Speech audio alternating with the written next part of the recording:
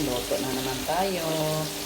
Ang luto ko ngayon, ginataang tilapia. Pritong-prito. Ready ng mga ingredients.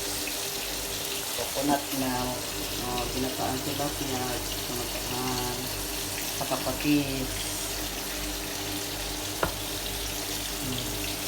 Kailangan may sili, may luya, ito luya, sibuyas, kamatis, bawang, at patapisay.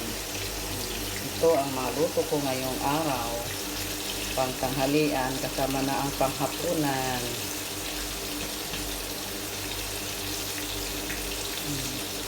Sarap nito.